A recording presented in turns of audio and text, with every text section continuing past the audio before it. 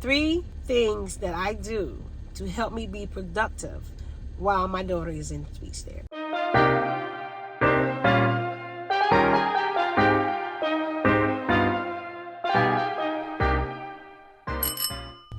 Hey y'all, hey, welcome to Cammy's Camcorder While Conquering Kareen. If you are new here, welcome once, welcome twice, welcome. Go ahead, hit that subscribe button and hit the bell so you know when we post.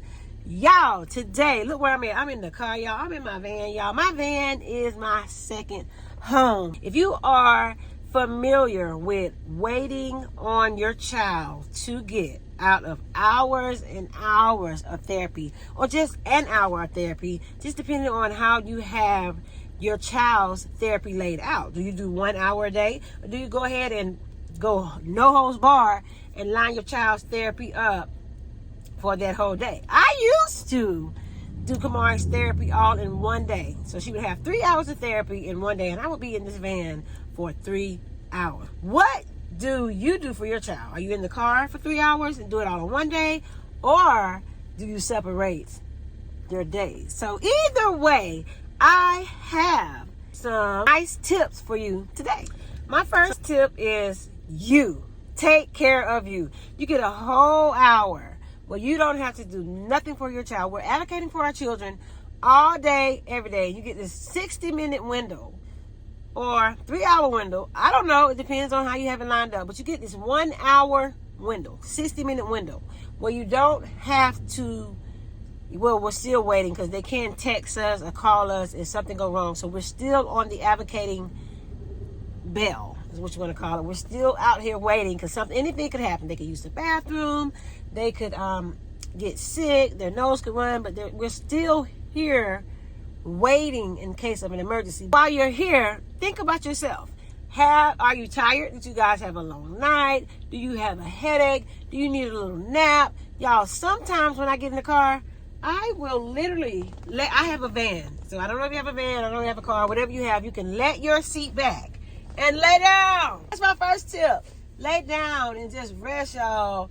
Put a pillow in your car. My son is a gamecock. We have a pillow everywhere we go. Y'all, look. Corky, is that what they call him? The gamecock. I will just literally lay here and I will set a timer.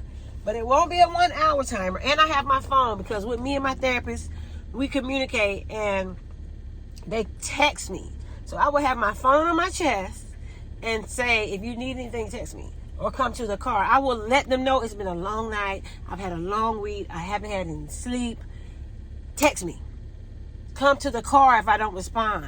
Because I'm going to take a nap today. I need a nap. So, honey, I will have the air on. I will make sure I park in some shade or where there is, safety. Because I'm at this therapy place. I'm familiar with the area. That is tip number 1.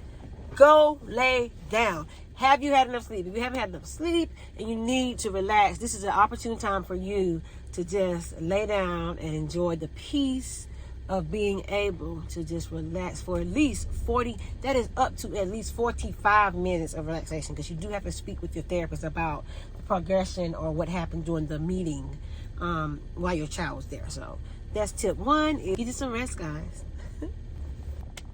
Number 2, guys, is chomp, get you something to eat.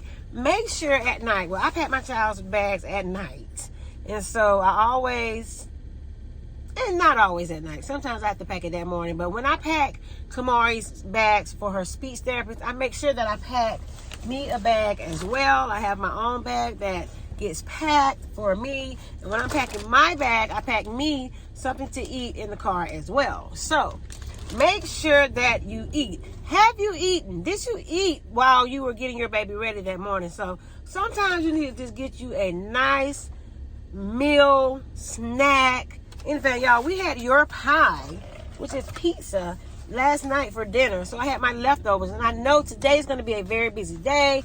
Kamari's not my only child. My other daughter needs to be picked up from school at 12:30. It's 10:32. This is at 11. By 12, I have to be at the school to pick up my other daughter. When am I going to eat? When am I going to eat? So this is a great time. And even for me, a lot of times I'm eating on the go. I'm working with Cammie in homeschool. I'm doing everything. I'm grabbing my food. I'm eating in a rush. I never get to really sit and savory, like just actually enjoy my food, let it hit my tongue and the palate of my mouth and swallow it and enjoy it. I'm always rushing and eating. So during this hour, make sure you get something that you really enjoy. Y'all, I like Starbucks energy drinks. So I brought my cup as well, my favorite cup and my favorite energy drink, because I'm gonna need energy today. We were up to 4 o'clock this morning. My baby, she's special needs. Her sleep schedule's always off. I got me a good energy drink that I like, and or sometimes it'll be my mushroom coffee. So have you a good drink, and have you a good drink, have you a good meal, and savor it. Like, just enjoy eating, enjoy drinking your favorite drink or your favorite beverage, and just relax and take it in without having to rush, because we are always rushing and eating, y'all. When I go and get Kamari something to eat when we're out and about, and I order my food, while I'm driving back home to get home to feed her and get on with our day, I go ahead and eat my food while I'm driving, because I know when I get home, I got to feed her, and I ain't going to have time to feed myself. So this right here is an opportune time in this 60-minute window, really 45, because you got to speak to them at the end, window for me to just really get my food, smell it, and just enjoy it and savor it. Take a bite and just like really enjoy my food. So sit down, enjoy you a good food, enjoy a good meal, enjoy you a good beverage, and just relax. So that is number 2. Eat, chomp, chomp. Y'all, number 3 is something that I do a lot, and it's an opportune time. So I do it a lot, y'all. When I bring my bag, because at home, mainly I don't get to do this until at nighttime. What I do in my life is I consider my life 3 shifts. So I consider first shift is is Cammie, special needs. So the first shift is when I have to do everything that just involves Cammie, which means have her homeschool, her OT, her PT, her speech, everything dealing with Cammie, making sure that she is learning all of the things that she needs to know independently, teaching her how to wash her teeth, brush her face, pull up her clothes, stand in her stander, go walking, stretch, get to her therapy. So at this point, during the school year, this is when my son, he's off at college. My 16-year-old, she's in school during this time. So this is first shift. And I am also dealing with my brain injury, conquering my brain injury, going through what I got to go through with that. And then my first shift is catered around Kamari, right? Second shift is when I go and pick up Khalees, my junior, my 16-year-old. So now it's Khalees and Kamari. So first shift is just Kamari. Second shift is Kamari and Khalees. So now I have both of my girls. We're having dinner time. Khalees is letting me know what's going on with her day. I'm catering to both of them. I'm having to do the same thing I was doing with Kamari pretty much in first shift. It combines with my second daughter. With my oldest daughter. Like if she needs to go to the store, she needs to go to cheerleading, if she has anything involving her, which sometimes is a lot because she's a cheerleader, she's an athlete, she's a track runner, so we may have to go to track meets, we may have to go to anything dealing with her. So that's my second shift.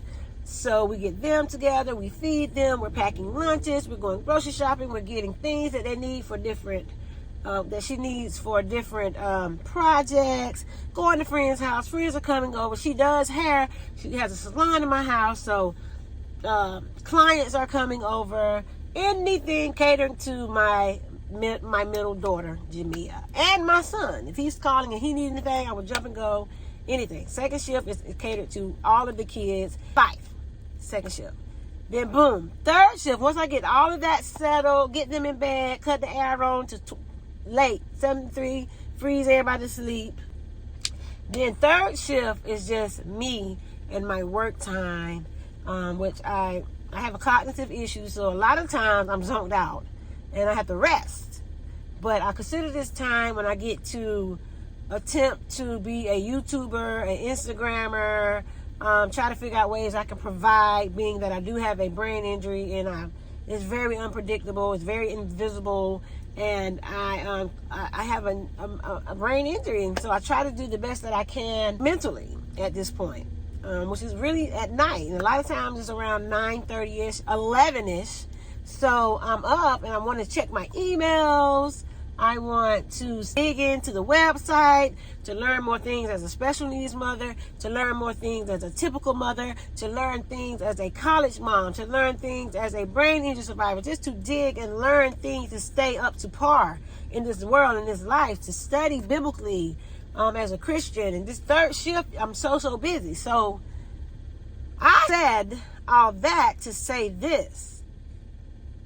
This part, number 3, I bring my bag. So that third shift that I normally do when Cammy's in therapy, sometimes I will do it now. So I can use about 45 minutes to dig into, checking my emails, making sure the kids' appointments are lined up. And her therapy's on a Wednesday and on a Friday. So those are 2 different hours in the week. On Friday it's kind of different because it's the end of the week, but I still will do appointments. I still will line up my thought patterns and check my emails for any business for my son, any business for my daughter with cheerleading, and talking with her teachers and lining up all of the business I have to do with special need industry as a mom, dealing with incontinence diapers and all of her Medicaid insurance and any of my children's insurance, dealing with my kids' dads. I'm a single mom.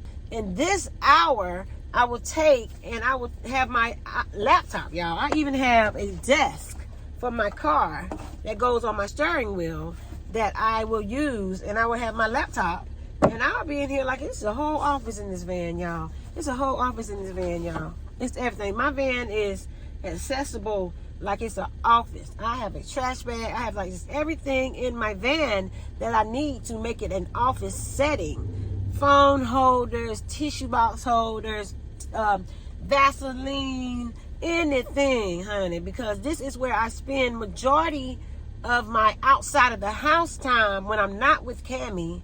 She's in there, I'm in here, so I make it accessible. I want to make sure my vehicle is in top condition so that I can do that. And I bring my office in the car. So this is what I do. Thirdly, what I do is office work. I have different planners for different children. I have a planner for homeschool. I'll line up, homeschool. I have like different notes and reminders to remind me of things to do. And I just take my reminders, transfer them into my planners, and then that'll give me a night where I can do, instead of checking my emails and stuff, doing my third shift at home, I'm able to edit, read my Bible, that new Spiral Bible. I can read my Bible. I can do something that I'm wanting to do instead of being boggled with life things. So it opens up an hour at the end of the night on my third shift, what I call it, and I'm able to do something that I'm really wanting to do for me. I can even do self-care tonight instead of doing what I ended up doing now in the car, because this 1 hour opened up the window for me to check my emails and do everything I just named. So now I have an extra hour at night when the kids go to bed during my third shift to really do something I like to do. And a lot of time it's read my Bible. It'll be do my hair. I can do whatever I want because I did what I normally would do during this 1 window hour. So there's so many things that you can do in the 1 hour while your child is in speech therapy. Y'all, drop a comment down below and let me know what is that you do while your child is in speech therapy. And also, please let me know, do you do an back-to-back therapy, or do you separate your therapy throughout the week? Like Mondays is therapy, Wednesdays is therapy, Fridays is therapy. Because I just recently, and Cammy's 11, she had all her therapies on Fridays. And we would do it for 3 hours on Fridays, which was amazing because all throughout the week, I didn't have to worry about it. We'd just do everything on Friday. Friday would be therapy day. And I would be in the car for 3 hours, and it was lovely. I had 3 hours of this. Loved it. But now we do Wednesdays speech therapy, Fridays PT, and it just separates our day, and we do have to come out twice during the week. It's different, but I'm making it work. But I will be trying to get her OT at the same place an hour after this, so we can have 2-hour windows, and I'll be in my car for 2 hours. But let me know what you do. Do you have windows during the week for therapy, or do you do it all in one day? And let me see how it works for you, and tell me some things that you do when you're waiting for your child, because really, you guys, the 1 hour goes by so fast. By the time you finish checking emails, you look up and they walking out. You're like, wow. But either way, this is definitely an opportune time to knock out some things. I don't leave because they're always needing us. Some places and some facilities don't allow you to leave. My daughter goes to pediatric power therapy services in North Augusta, South Carolina. I love them. They are amazing, you guys. If you are in North Augusta, South Carolina, and you are looking for a speech place for your child, pediatric therapy is amazing. Amazing. So I just had to add that in there. It's not a paid promotion or anything. They are just amazing. I just wanted to add that. But y'all, it has been wonderful telling you guys all of my, well, 3. That's not it. That was just 3 of my top 3 things that I do while my daughter is in therapy. And that helps me to be productive as a special needs mom while my daughter is in therapy. I hope that I can help somebody, and also hope y'all can help me drop down some stuff in the comments. For real, let me know. Am I doing good, or is there some other things that I also could be doing too, y'all? So this is the day the Lord has made, y'all. Let us all be glad and rejoice. Either way, it's been great talking to you guys. It's been great giving you guys some tips. I look forward to many, many more tips as a special needs mom, as a brain injury survivor, and just as a woman of God that loves life, y'all. If you're new here, I hope that you enjoyed. If you made it this far, make sure that you hit that subscribe button. Hit that little bell, guys.